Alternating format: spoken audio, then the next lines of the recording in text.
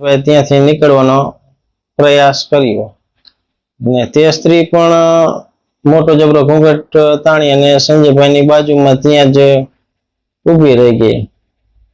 સંજયભાઈને થયું કે ચાલો હું ધીમે ધીમે પસાર થઈને તો નીકળી જ જવું પડશે, કેમ કે ગામડાના લોકો એટલે શરમ બહુ લાગે. પછી ધીમે ધીમે સંજયભાઈ નાલું પસાર કરતા હતા. ધીમે ધીમે તેમને નાલું પસાર કર્યું, પણ થોડી વાર પછી એમને એવું લાગ્યું કે મારી પાછળ કોક ધીમે ધીમે ચાલીને આવતું એવું લાગે છે. તો સંજયભાઈએ પાછું વળીને જોયું તે સ્ત્રી એમની પાછળ પાછળ આવતી હતી. એટલે સંજયભાઈ કીધું કે તમે ક્યાંના છો અને અહીંયા શું કરો છો અત્યારે રાતના સમયે, અને જલ્દી તમે ઘરે વહી જાઓ ને અત્યારે કોઈક કઈક વસ્તુ બનાવ બની જાય, તમારી સાથે કોઈ ઘટના બની જાય અને આ જંગલ એરિયો કહેવાય, અહીંયા બહુ રોકાવું સારું નહીં, જલ્દીથી તમે તમારા ઘરે જતા રહો. પણ સામે ઘૂંઘટ જે રાખેલો સ્ત્રી હતી એને કોઈ જવાબ આપ્યો નહીં. સંજયભાઈને થયું કે સારું તે હું જઈશ એટલે જતા રહેશે. પછી સંજયભાઈ પાછા ધીમે ધીમે ચાલવાનું ચાલુ કર્યું. તે સ્ત્રી પાછી તેમની પાછળ ધીમે ધીમે ચાલવા લાગ્યો. સંજયભાઈને થયું કે હું ચાલુ છું અને આ જે કોઈ સ્ત્રી છે મારી પાછળ પાછળ કેમ આવે છે. સંજયભાઈ પાછા ઉભા રહ્યા અને પાછું કીધું કે કોણ છે તું અને તું તારા ઘરે જતી રહે, રાત્રિનો સમય છે. સંજયભાઈ થોડા ગુસ્સે થયા.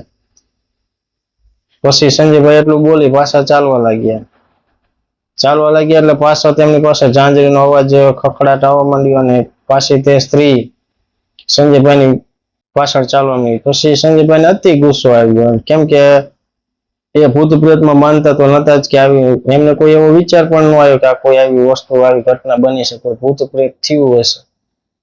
સંજયભાઈ ફટાફટ ચાલવાની કોશિશ કરી પણ તે સ્ત્રીએ પણ સ્પીડ સાથે તે ચાલવા લાગી. હજી સુધી સંજયભાઈ તે પગપાળા સાયકલ લઈને જ જતા હતા, સાયકલ સવાર થઈને નતા જતા. થોડી વાર પાછું જોયું તે સ્ત્રી તેમની પાછળ જ આવી. તો સંજયભાઈને બહુ ક્રોધ ચડ્યો કે તું હવે અહીંથી જતી રહે, નહીતર બહુ મોટી ઘટના ઘટી જશે અને મારે ગામ લોકોને જણાવવું પડશે કે આ સ્ત્રી આ રીતના લોકોને હેરાન કરે છે.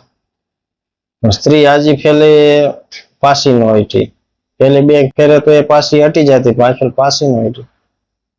પછી સંજયભાઈને ખીજાવા લાગ્યા. સંજયભાઈ એટલી વારમાં તે સ્ત્રી ઝડપથી સંજયભાઈનું ફેસ ટુ ફેસ છે આમ કહી શકાય એવી રીતે મોટું આવી ગયું અને ઘૂંઘટ ખોલી નાખ્યો. અને ઘૂંઘટ ખોલીને એમાં અચાનક જે સંજયભાઈએ તેમનો ચહેરો જોયો, ચહેરાની અંદર કેમ જાણે આંખો ન હોય, માંસ સુકાઈ ગયું હોય, હાડપિંજર જેવો ચહેરો. અને સંજયભાઈ અચાનક જ ડરી ગયા અને હાશકારો નીકળી ગયો, ઓહ આ તો ચૂડેલ છે.